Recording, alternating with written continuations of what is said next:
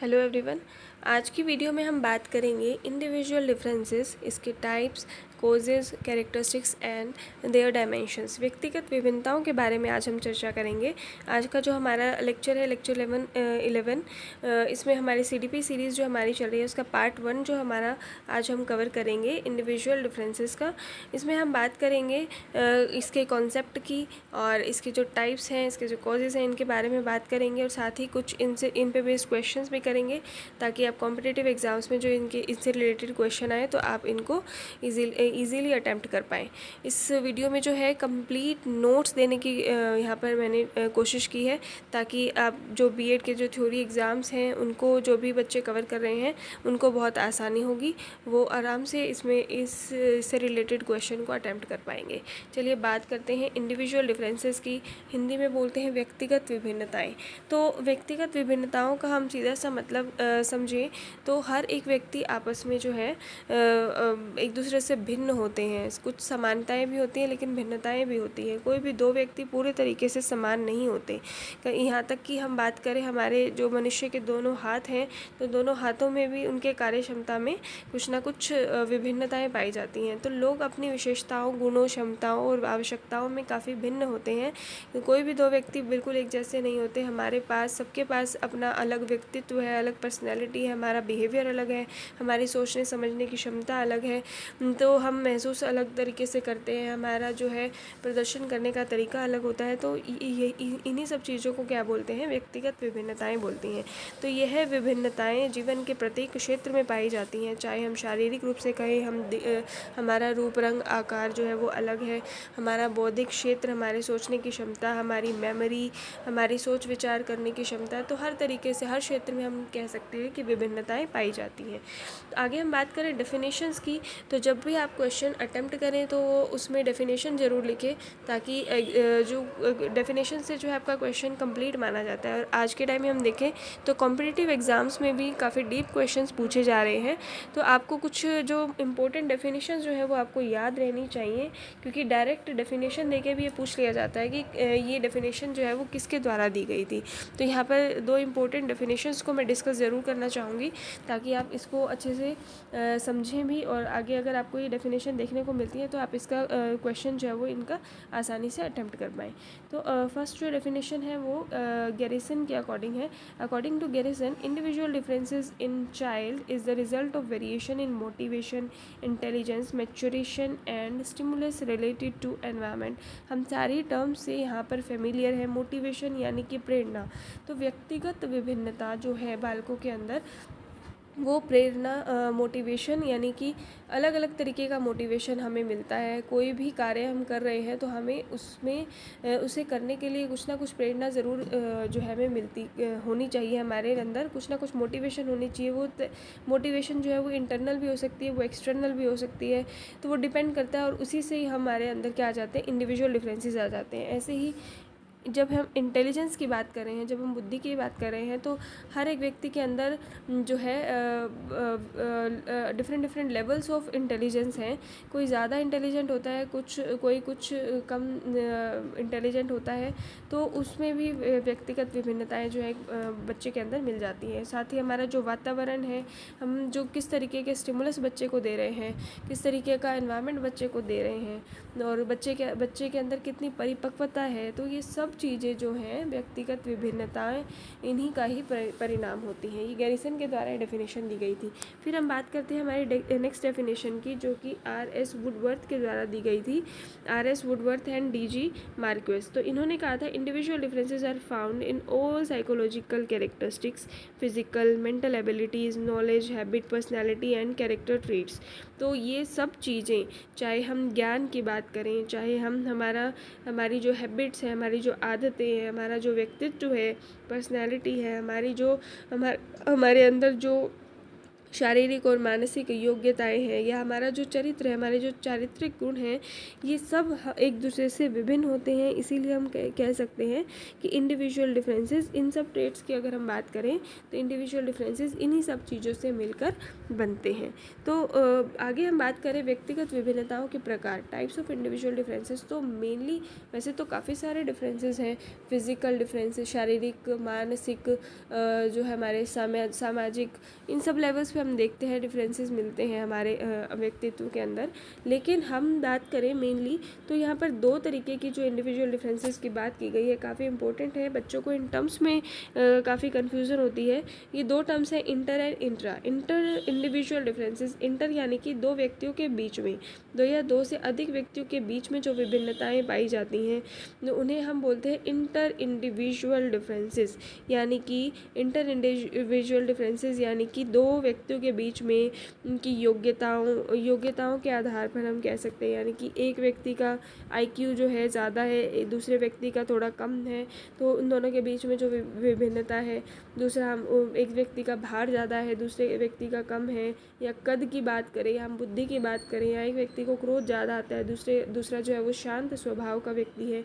तो ये जो विभिन्नताएं हैं ये बनाती हैं इंटर इंडिविजुअल डिफरेंसेस, यानी कि दो व्यक्तियों के बीच में, दो या दो से अधिक व्यक्तियों के बीच में जो विभिन्नता है।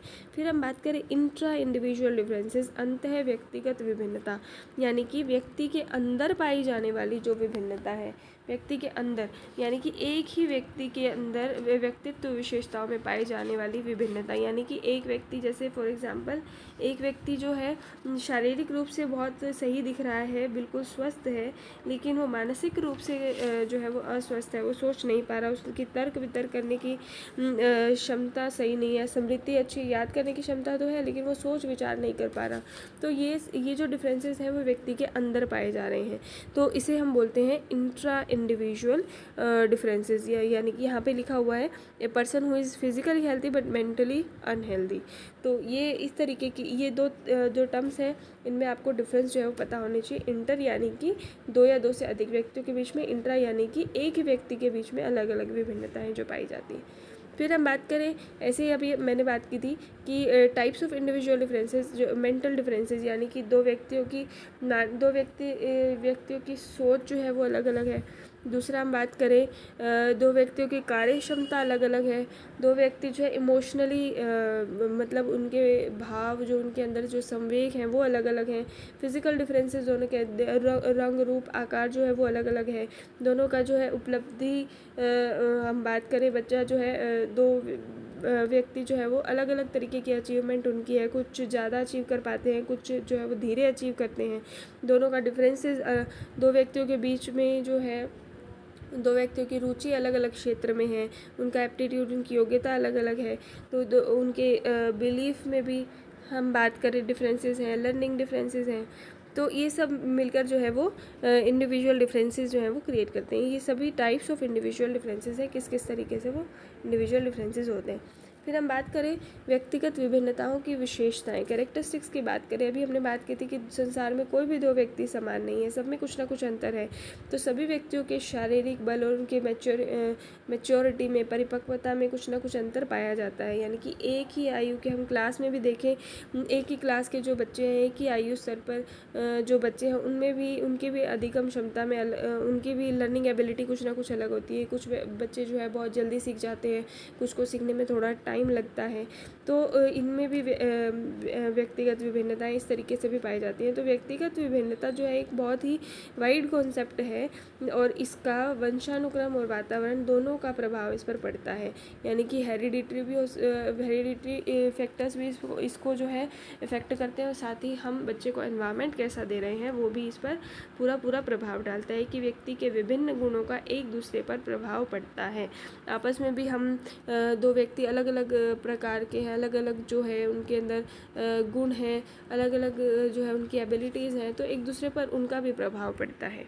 तो आगे हम बात करें इसके कोजेज़ क्या है, what are the causes of individual differences, किस वजह से जो है इंडिविजुअल डिफरेंसेस हमें देखने को मिलते हैं। तो सबसे पहली बात हम बात करें वंशानुक्रम यानी हेरिडिटी। आप हमारे जो माता पिता हैं, हमारे जो एल्डर्स हैं, सॉरी हमारे जो एंसेस्टर्स हैं, तो उनके अंदर क्या ट्रेट्स थी, जो उनका रंग कैसा था, उनका रूप आकार अगर हम बात करें, वो मतलब फिज़िकली वो कैसे दिख रहे हैं। किसी का थोड़ा डार्क कॉम्प्लेक्शन होता है तो बच्चे के अंदर भी थोड़ा डार्क कॉम्प्लेक्शन आता है। कुछ जो है वो ब्राइट कम्प्लेक्शन के होते हैं तो बच्चे भी गोरे पैदा होते हैं। कुछ आइज़ का भी कलर होता है हमारा, और साथ ही कुछ पेरेंट्स जो है वो बहुत ज़्यादा इंटेलिजेंट हैं तो बच्चों में भी वो गुण पाए जाते हैं। तो वंशानुक्रम एक बहुत ही इम्पोर्टेंट जो हम बात करें फैक्टर है या कोज़ है जिसकी वजह से व्यक्तिगत विभिन्नताएं पाई जाती हैं। फिर हम बात करें शारीरिक विकास। बच्चे का शारीरिक विकास किस तरीके से हुआ है, बच्चा शारीरिक रूप से स्वस्थ है या नहीं है। शारीरिक रूप से अगर बच्चा स्वस्थ होगा तभी जो है वो मानसिक रूप से कुछ ना कुछ सीख पाएगा। फिर हम बात करें आयु की, डिफरेंट एजेस के बच्चों की अलग अलग एबिलिटीज़ होती हैं और उस आधार पे हम बच्चों को जो है उनके अंदर इंडिविजुअल डिफरेंसेस जो है वो क्रिएट कर सकते हैं। फिर हम बात करें संवेगात्मक स्थिरता, तो यहाँ पर हम इमोशनल स्टेबिलिटी की बात कर रहे हैं। बच्चे के अंदर जो इमोशंस जो है वो क्रिएट हो रही हैं, वो बच्चा उन इमोशंस पर किस हद तक कंट्रोल कर पा रहा है। बच्चा खुश, जब उसे खुश होना चाहिए तो वो किस हद तक खुश हो रहा है, या वो दुखी हो रहा है तो बहुत ज़्यादा तो नहीं हो रहा है। तो उसके इमोशंस, वो उसके कितने कंट्रोल में उसकी इमोशंस हैं। फिर हम बात करें सीखने से संबंधित अंतर। अभी हमने बात की अचीवमेंट की कि बच्चा कितना अचीव कर पा रहा है, बच्चे का मेंटल लेवल किस अकॉर्डिंग है, बच्चा कितना सीख पाएगा। फिर हम बात करें जेंडर डिफरेंसेस की, लिंग भेद कि लड़कों में लड़के जो है वो ज़्यादा फिज़िकली फिट होते हैं, लड़कियों में कुछ ना कुछ जो है वो कुछ वो अनहेल्दी रहती हैं, कुछ थोड़ा सा, मतलब इस तरीके के हमारा जो माइंडसेट है वो इस तरीके का है। हमारा इकोनॉमिक स्टेटस कैसा है, हम बच्चे को किस तरीके का वातावरण जो है वो दे रहे हैं, बच्चे का एनवायरनमेंट कैसा है। जो हेल्दी एनवायरनमेंट में अगर बच्चा होगा तो वो ज़्यादा कुछ सीख पाएगा, ज़्यादा उसको जो है अपॉर्चुनिटीज़ मिलेंगी, उनको यूटिलाइज़ कर पाएगा। बच्चे का स्वभाव कैसा है, अगर बच्चे का व्यक्ति का स्वभाव जो है वो ज़्यादा तेज़ होता है, कईयों का बहुत सुस्त होता है, कई बच्चे बहुत ज़्यादा एक्टिव रहते हैं और जबकि काफ़ी बच्चे जो है वो निष्क्रिय रहते हैं। बच्चे के जो कास्ट, किस कास्ट से वो बिलोंग कर रहा है, किस रेस से, किस नेशनैलिटी से वो आया है, उसकी बुद्धि कितनी है, उसकी एज, उसका एनवायरनमेंट, उसका टेम्परामेंट यानी कि उसकी इमोशनल स्टेबिलिटी, और उसका इंटरेस्ट किस में है, अचीवमेंट किस में है, उसके कैरेक्टर कैसा है। ये सब फैक्टर्स हैं जो कि एक व्यक्ति को दूसरे व्यक्ति से भिन्न बनाते हैं। तो ये सभी कोजेज़ की हम बात करें तो ये कोजेज़ जो हैं एक व्यक्ति को दूसरे व्यक्ति से अलग जो है वो दिखाते हैं। तो ये इन्हीं कोजेज़ को हमें समझना है, वन बाय वन इनको अच्छे से देखें, समझें, और इनको हमने यहाँ पर अच्छे से डिस्कस किया। आगे हम बात करें डायमेंशंस ऑफ इंडिविजुअल डिफरेंसेस। ये बहुत इम्पोर्टेंट है कि ये किस आधार पर या कौन से ऐसे आयाम हैं जिन पे हम बात करें कि बच्चा जो है वो ये अभी हमने कोजेज़ में भी बात की और हम आयामों की बात करें, इनको थोड़ा सा हम डिटेल में करेंगे वन बाय वन। मैं कोशिश करूँगी क्योंकि हर एक जो यहाँ पर टर्म लिखी हुई है जैसे डायमेंशंस की हम बात करें किस आधार पर हम इंडिविजुअल डिफरेंसेस को क्रिएट करते हैं। तो इंटेलिजेंस, एक बच्चे की बुद्धि कितनी है, इंटेलिजेंस होती क्या है, इंटेलिजेंस के बारे में हम बात करेंगे। और हम बात करेंगे इंटेलिजेंस से रिलेटेड जो थ्योरीज़ दी गई हैं, टाइप्स ऑफ इंटेलिजेंस की बात करेंगे, आईक्यू लेवल की बात करेंगे इंटेलिजेंस क्वेश्चन की। तो इनके ऊपर बहुत ज़्यादा क्वेश्चन बनते हैं। तो और साथ ही हम दूसरा जो हमारा डायमेंशन है वो इंटरेस्ट की, बच्चे का इंटरेस्ट किस चीज़ में, रुचि क्या है, और रुचि के प्रकार की बात करेंगे, कैरेक्टरिस्टिक्स की बात करेंगे, और एप्टीट्यूड के बारे में हम डिटेल में बात करेंगे, पर्सनैलिटी के बारे में बात करेंगे, क्रिएटिविटी की थ्योरीज, पर्सनैलिटी की थ्योरीज। तो ये सारे ट्रेट्स, ये जो सारी डायमेंशंस हैं, ये सारी डायमेंशंस ही जो है इंडिविजुअल डिफरेंसेस का बेस क्रिएट करती हैं, आधार क्रिएट करती हैं। तो आगे आने वाली वीडियोस में हम एक एक डायमेंशन को बहुत अच्छे तरीके से कवर करेंगे और इसके आधार पर हम इंडिविजुअल डिफरेंसेस को समझने की कोशिश करेंगे। जैसे कि इंटेलिजेंस की एक वीडियो में बनाने की कोशिश करूँगी, उसके अंदर डालूँगी कि इंटेलिजेंस के बारे में पूरा के पूरा जो उसका थ्योरेटिकल पोर्शन है, उससे रिलेटेड थ्योरीज़ है, गार्डनर की जो मल्टीपल इंटेलिजेंस थ्योरी है, हॉवर्ड गार्डनर की, और जो 3D मॉडल गिलफोर्ड के द्वारा दिया गया था, इनके ऊपर हज़ारों क्वेश्चंस जो है वो बनते हैं। प्रीवियस ईयर क्वेश्चंस भी आप उठाकर देखोगे तो हर एक ये जो टर्म लिखी हुई है इनकी अलग से वीडियो डालने का प्रयास किया जाएगा, ताकि आप लोगों को कोई भी परेशानी ना हो। इससे रिलेटेड थ्योरी के क्वेश्चंस और कॉम्पिटिटिव एग्ज़ाम्स में जो क्वेश्चन आते हैं उनको आपको उनका जो मैटर है वो आपको प्रोवाइड कराया जाए। तो ये इस आधार पर हम इंडिविजुअल डिफरेंसेस को क्रिएट करते देखते हैं बच्चे के अंदर जो है। अब आगे हम बात करें इससे रिलेटेड कुछ क्वेश्चन जो हम डिस्कस कर लेते हैं। सबसे पहला जो क्वेश्चन है, व्यक्तित्व विकास में डैश एक महत्वपूर्ण भूमिका का निर्वाह करता है। व्यक्तित्व विकास यानी पर्सनैलिटी डेवलपमेंट, ये भी पर्सनैलिटी भी एक बहुत इम्पोर्टेंट डायमेंशन है इंडिविजुअल डिफरेंसेस का। तो इसमें जो ऑप्शन दिए गए हैं वो है आनुवांशिकता, वातावरण, परीक्षाओं की संख्या, आनुवांशिकता और वातावरण का मिश्रण।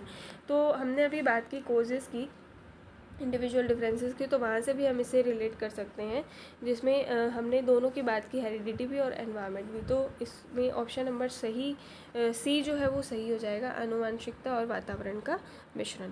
फिर हम बात करें नेक्स्ट क्वेश्चन जो है, कक्षा में लैंगिक समानता बनाए रखने के लिए एक शिक्षक को क्या करना चाहिए। सिचुएशन बेस्ड क्वेश्चन भी आते हैं, तो इनको भी आप आसानी से अटैम्प्ट कर सकते हैं अगर हमें थ्योरी का पता हो तो। लड़कों और लड़कियों को दोनों को समान अवसर देने चाहिए। लड़कियों को सह शैक्षिक गतिविधियों में भाग लेने के लिए हतोत्साहित करें, उन्हें पीछे धकेलें। लड़कियों को विश्लेषणात्मक कार्य प्रदान करें या उपयुक्त में से एक से अधिक। तो यहाँ पर लैंगिक समानता की बात हो रही है, तो हम ऑप्शन नंबर सही 1 जो है वो सही हो जाएगा। लड़कों और लड़कियों दोनों को समान अवसर प्रदान करें। आगे हम बात करें, नेक्स्ट क्वेश्चन है, मनुष्य में व्यक्तिक विभिन्नता के निर्धारक किससे संबंधित होते हैं।